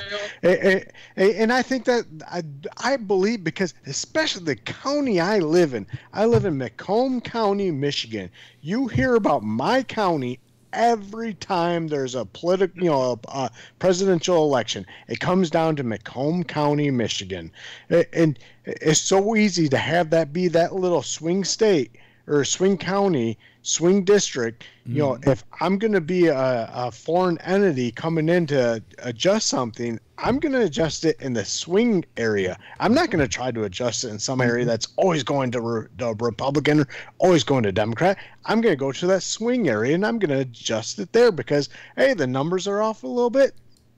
It's a swing area. It's normal. Yeah. Thank you for your adjustment, comrade. See this? Can I say one thing? Yeah. Remember, your DNA comes from Russia. Wait a minute. Hal's frozen over. Tony has something to say. Yes, Tony. See, this confirms what Rob said, Alex, before. And I you know, I'm not trying to say you guys are wrong, but what Rob said, it just sums up what you guys said. You everything just he did win, and you have not everything can be say is a fix. See, and people can't get over the fact he that won but lost by 3 million votes. He lost by 3 million. But in the world spectrum, he did win the states he was supposed to win. No, exactly what I'm saying. Like he won by just enough. He could win again. Exactly the right spots. Enough. But that's if there was no Tony, if there was no electoral college, he wouldn't be president right now. He would have lost. But there is an electoral college, and we are led to believe. We are led to believe from the time we're children, and we're taught all this in school, is that we take a vote, and the person who gets the most votes wins. That's what we always believe. If the queen had balls, she'd be king. Rob is right what he said. Sometimes when people don't get what they want to look for the conspiracy. Maybe the answer's right in front of our face. Well, you don't think that there were the Russians meddled in our because you'd be the last I think guy. he really did win legitimately because I think people just can't get over the fact that he won, and Rob is right. He could win again. I think the Russians meddled. I think the Russians meddled in the elections by spreading what we call in my business FUD. Remember Pennsville? Yeah, you might be. They spread a lot of stuff, a lot of fake news that people believed. Okay, and they don't understand why, but all of the crap that you see on Facebook, all that shit, and they've proven it that there's a ton of that out there, and they're saying it's coming again. Most of this discord, most of this separation and fighting amongst the American people, a lot of it was all caused by this fake news that the Russians, the Chinese, and you don't think it was caused? You don't think it was caused by the discord that Trump created? It is. Social media. We all are becoming hateful of each other because of social media. It's true, and so they planted the seed. Whether Trump is adding to it or not doesn't really matter. It was done before Trump was elected. The fighting and the disinformation campaign was there before Trump won. And we're all separated and arguing and about nothing. Well, the sun will come up tomorrow. Yeah, well, you want to believe that fake news exists. I'd like to believe that lazy news exists. The people that are just not doing their Russians did. What? We were told that the Russians interfered with our election, but I think that they manipulated Facebook and Twitter and all of these social media platforms. They did. It's a theory that they did that. No, that's not a theory. It's what all of these agencies have decided happened. Whether it was the CIA and all these other investigations. There are an awful lot of those organizations who seem to agree. And the only person not agreeing is a guy who wanted to build a Trump Tower in Moscow. But it was done before all of that. Well, sure. I don't think. Yeah. Hold on a second, Bree. Since I can't see your hand, if you look throughout time, every new medium has brought a way to increase propaganda in one way, shape, or form or another. Social media is just more kind of stealthy because instead of being mass communication, and we've talked about this, I've mentioned what are we here, and instead of being mass, it can be interpersonal, it can have a gatekeeper, it may not have, and so the social media, look at how it affected the countries in the area where I live, and social media has had so many effects we didn't realize, and it hasn't regulated itself. Look at all the other mediums. Look at films. Eventually, they had to have a rating system, self-imposed. Look at electronic video games. Look at music and Tipper Gore. Social media never had it, and we kind of need it. I think we do need it. That's a good point. That's a great point. Zuckerberg says sorry, but it's not enough. Yeah. Well. That's the only point. We could start a rumor tonight and see how long and see how much it can go viral. You can think of something. Yeah. Oh, absolutely. And say, let's try to just think this out and see how far we can take Well, it. I mean, the problem that you have today with social media is that you have this place where you can disseminate information without having to be vetted. You can spread any lie you want to, say anything you want to, and nobody's there to say, bad boy, don't do that. You know, in the old days when you had 3 news networks, they all monitored what their people were doing. And, hey, Charlene, quit moving that camera around, okay? I'm sorry, Alex. I think she's falling asleep. Please. No, it's in my hand, so it's like hard. Hey, Rob, you like the picture? Hey, Alex, look. This may be a stupid analogy. No, but wait a minute. But the point I'm making is when you had 3 networks, they were always, and Rob will remember this in news organizations and so on, they were very careful about vetting everything that was reported as news. That's right. And now we don't. Yes. Vernon Nunn, you're calling, and I can't take your call. I got a royal flush here, and I can't fit another person in there. Let me just put him on for a second. Let me see here. Sure. If he doesn't blow the whole thing. Hello there. You there, Vernon? Vernon? Yeah, I'm here. Yeah, listen, we're going to have to hang up on you because we literally have a royal flush here, and we can't put another person on. So he seems to be doing all right here. I can see everybody here clearly. We can't see him. He's off the screen. Yeah. On the Skype, you can see him, but you can't see him on the YouTube. What he called in for. Let him make his point. Well, I just heard everybody talking about how Trump won those 3 states, and even though he got 3 million fewer votes, that's the whole premise of the National Popular Vote Interstate Compact that I talked about a couple of months ago. Mm-hmm. There are 11 states plus the District of Columbia who have already passed it, and if we can get more states like Michigan, Jason, like Wisconsin, now that there's a Democratic governor up in Wisconsin to pass this, like then we get Pennsylvania. 270, the equivalent of 270 electoral votes that will vote according to the national popular vote, not the person who got the most vote in their state. If they had that in place, Trump would not be president. Okay. Well, but I don't know if you can go by the national popular vote for your state, though. That's just doesn't seem representational. Oh, but no, when it comes, why isn't it? Why should a state like Wyoming or North Dakota Michigan have 2 senators just like the state of California when the state of California has 15 times more population? I understand, but why why should the state of Michigan vote the same as California?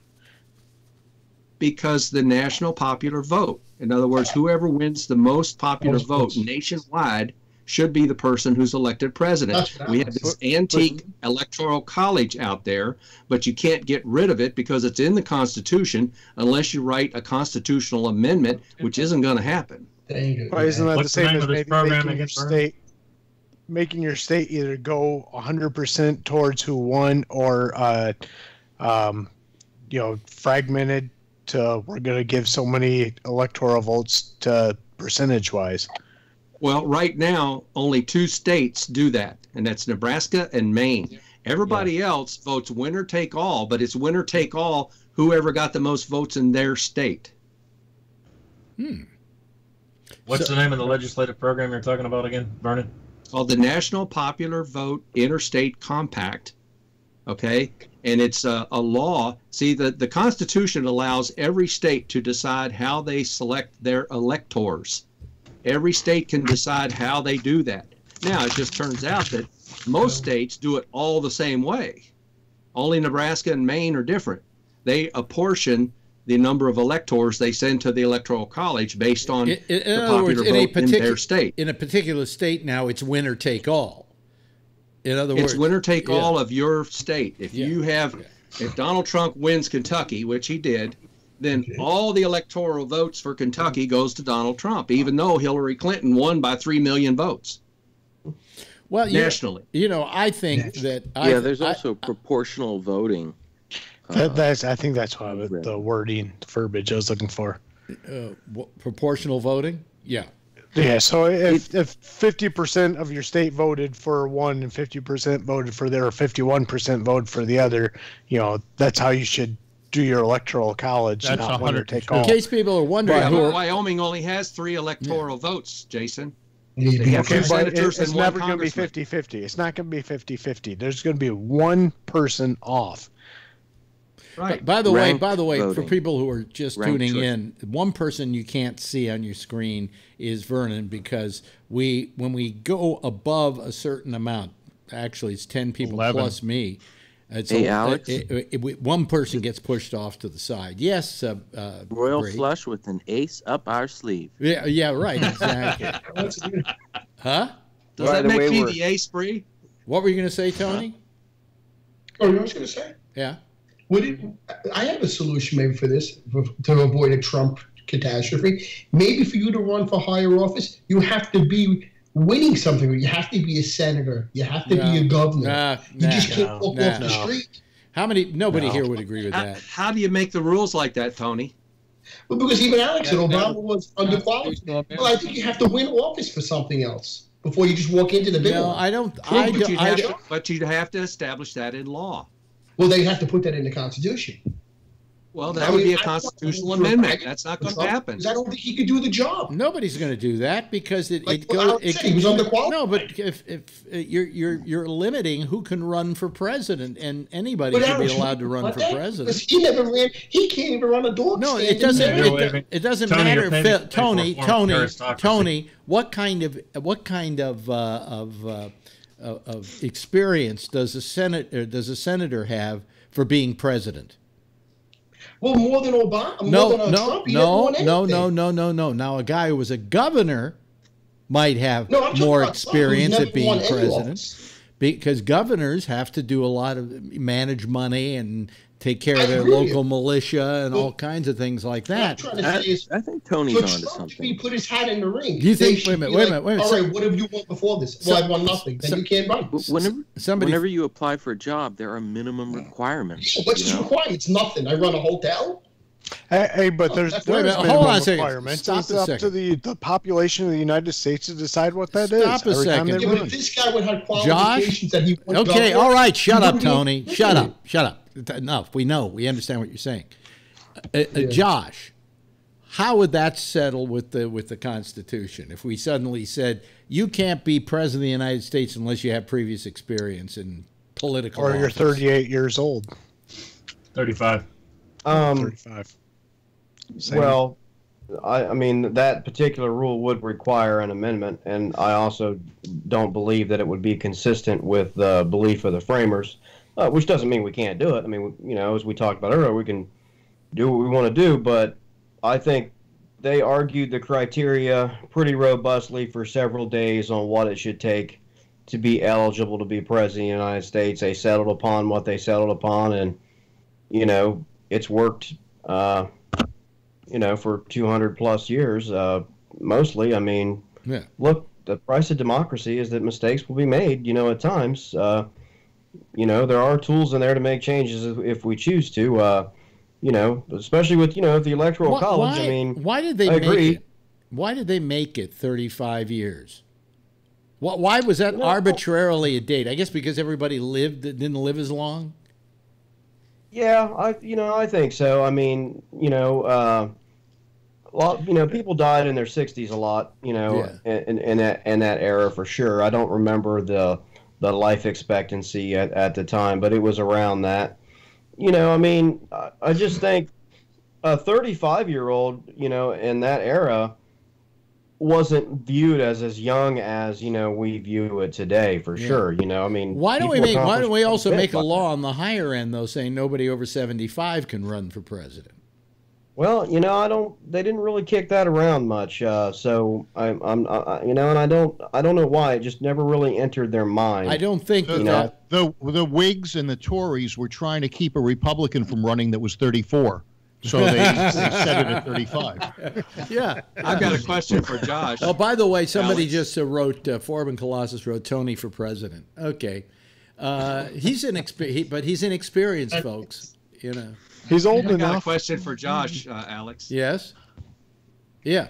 Josh, What do you think, being the constitutional scholar on the panel, what do you think about the National Popular Vote Interstate Compact? I've been reluctant to kind of want to move away from the Electoral College for a long time, but, I am open to the idea, and I would be okay with that sort of a system. And you're correct, that could work. Another option too is if you wanted to do away with it and literally just change it to, a popular vote count. In other words, if a guy gets one more vote than another guy, he wins. It can be done. I mean, the people do have the right to call for another convention for the specific purpose of amending the Constitution under Article 5. I think it takes 34 states legislatures to agree. 12 states have agreed over the last 8 or 9 years for this movement. It's never seemed to gain much traction, but it is possible. I mean, it would be an enormous historical feat if it could ever happen, but I think one day, it's possible. There's a mechanism there for that. My argument is that getting an amendment to the Constitution is practically impossible in this time that we have right now, where everything is so polarized. You're never going to get an amendment to the Constitution, but the Constitution allows all states.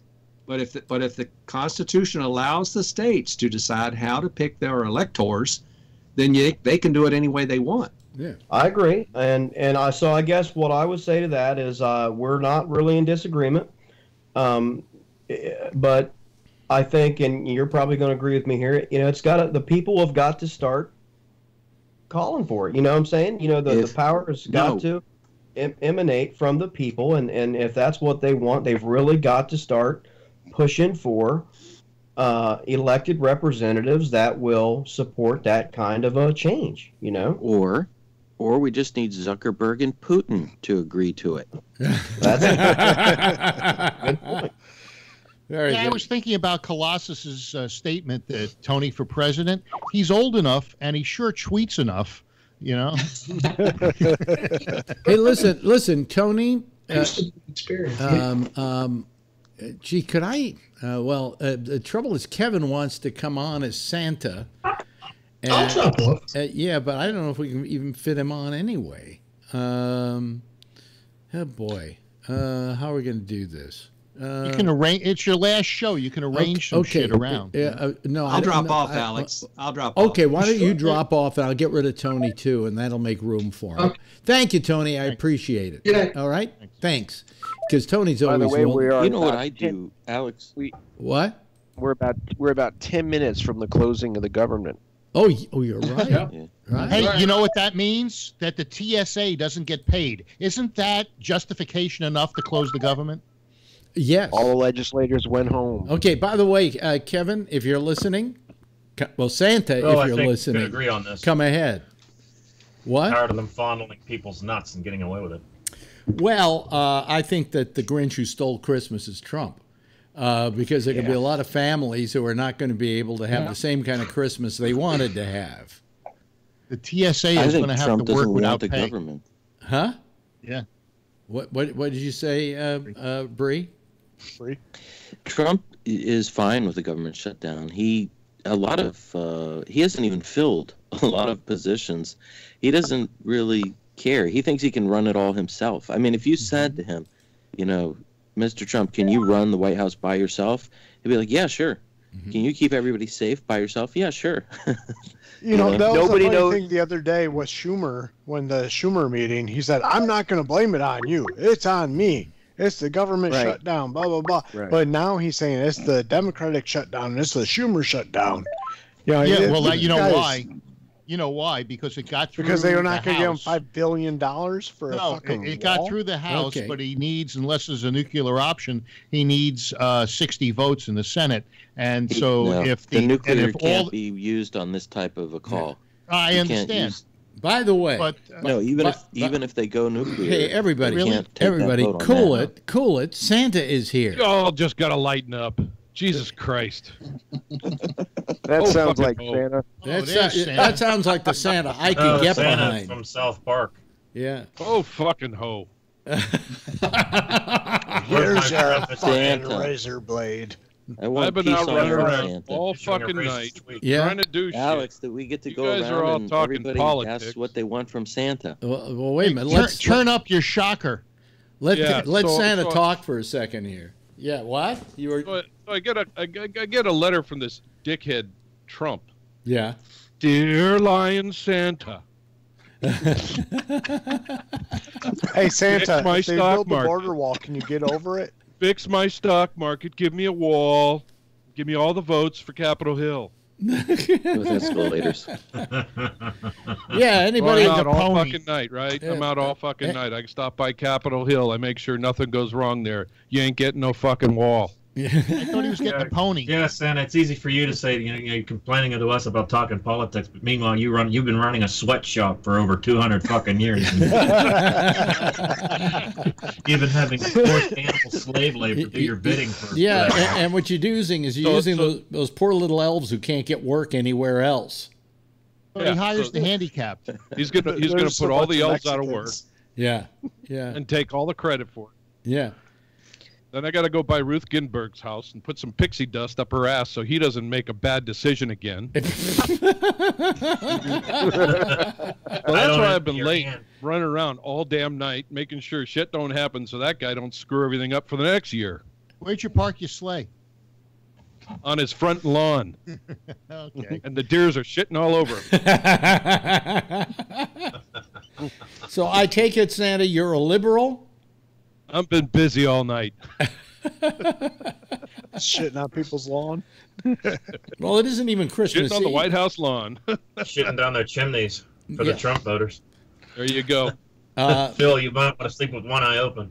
Who's going to get coal in their There you stock? go. Who's going to Clothespin on your nose. Who's going to get coal in their stocking this year, Santa? Alex Bennett. Government What's workers. that? I didn't hear it. What kind of whose stockings are you going to put coal in? Oh, there's a whole bunch of them. There's not enough coal, but you got to go by Virginia to get all them guys to dig it out for me. It's got to be clean coal, though. Yeah. Clean coal. And you got to spit on it and wipe it off. Got rid of the EPA so they can go down there and pull it all out. Okay. And anybody want to ask Santa for something? How about you, Charlie? What would you like to ask Santa for Christmas?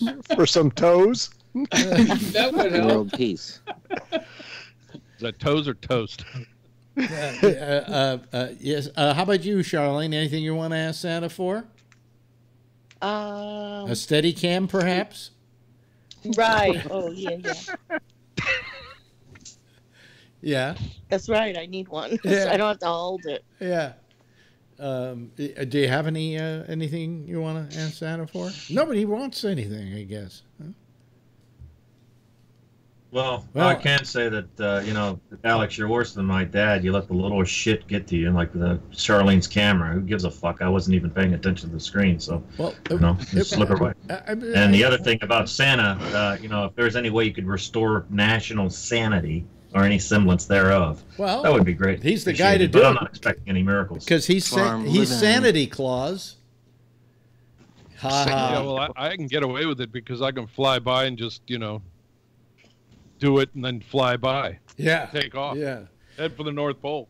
By the way, he has no jurisdiction up there. If you don't think this is Santa, pull on his beard. Go ahead, pull on your beard, Santa. Show him. It's real, baby.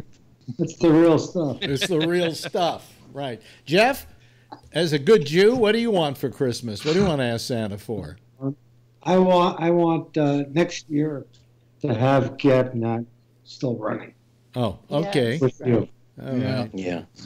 Well, we'll see how I'm feeling after the first of the year. But, It would be nice if people would respect science again. If they respect what? Science. Yes. Now people hate science now. They're not going to do that though, if they believe in an elf going from house to house every. They're one step away from believing in somebody who died for their sins. Well, being hung on the cross. as though they aren't going to give their kids the worst lesson they ever learned the day they have to tell them that a certain Mr. Claus doesn't exist. But now on top of it, they're going to have to say that the elf on the shelf doesn't anymore either. You know, how can it not exist? I'm looking at a Santa right now. It's right in front of you, right on your show. Oh, and you're saying it doesn't exist? This is to me the genuine Santa. This is the real deal. He's kept giving me a gift he's giving me the gift of his he's given me the gift of his presence all year long. Come sit on my lap and tell me what you want for Christmas. Tell me about the first thing that pops up. See, and all I want is more underwear and socks. Hey, I think we already saw your underwear tonight, Phil. No. I'm wearing the is it pajama pants? Gabnet uniform. Yeah, well, I'm wearing I thought the Gabnet uniform is red and black, isn't it? No. It can be any color. Any color. I got green for Christmas. You got them too. And Tony was wearing them. I saw that. Yeah. Yeah, but his has bunnies on it. Well, that's Tony. I mean, come on. Tony wouldn't be Tony if he didn't have bunnies on his underwear. Oh, yeah, there we saw Bree. We saw Bree for a quick second. Live video from Dubai. Yeah, I got a poor network connection though, so I got to stay on audio. Oh, I see. Okay. Well, you look good there for a second. How long do you guys think that this government's going to stay closed? Monday. You really think it's going to be that short? Yeah. I'll say into the new year. I agree with you. I think into the new year. What if it goes January 4th? What? Just quickly, Phil. How do you feel Trump is taking the right stand? I think that the Congress is actually, the Senate is actually taking the right stand by agreeing to negotiate this thing and bring the people together, and we get what we get. But they're actually acting like human beings right now because I guess they wanted to go home for the weekend. But they said they were going to bring in Pelosi and the heads of the deal, and they were going to discuss it, and that nothing is off the table. Phil, asking a Mexican asking this. Do you think we actually need a border wall? Well, now let's not get into that with 15 seconds left before the music plays. There's other ways of doing it. Exactly. Good. We'll just leave it at that, Phil. Just leave it at that. That will be the gift that will keep on giving. Just that you said that. Okay. Cameras, sensors. Exactly. It's a Electronic wall. Perfect. Yeah.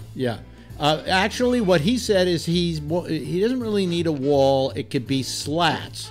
And then later today he lowered that. Today he lowered that a bit for a second and called it. He said he's going to put up just a white picket fence, and that will be very nice. Santa's cheating on Mrs. Claus with her much. Hey, Luca's waving goodbye. Bree is waving goodbye. In fact, I want to thank Vernon, of course, for calling, and Tony, and Jeff, and Phil, and Rob, and Brian, and Bree, and Chris. Charlie, rather, and Charlene, and Jason, and Josh, and of course, there he is, Santa. He's got an elf on his lap. Look at that. Thanks, Kevin. Mrs. Claus. All of you. Hopefully, I'll see you after the first of the year. I just was depressed tonight. I'm sorry. It's the way it goes. Everybody, just wave goodbye, will you? Just give a big wave goodbye, and I'll wave back at you. See how easy that is? Let me do something so I can get to my... Yeah, there they go. That's Merry Christmas, everybody. A Happy New Year. Happy Passover. Well, that's over with. Kwanzaa's coming up. We just got a whole bunch of holidays for everybody. And then we'll be off for, at least a week and a half or so is what we're going to be doing. Because we're going to go take that time off and get a long winter's nap and so on. And there'll be some programming in here, not live, but pre-recorded, including my Life in the Passing Lane in the week between Christmas and New Year's. Anyway, we'll see you on the 2nd of January, 2019. Hey, everybody. Thank you so much. Have a nice night. It's The Intersection next with Jack Bishop And we'll see you January 2nd. Same time, same station in life. In the meantime, if you see her, tell her I love her, okay? Bye-bye.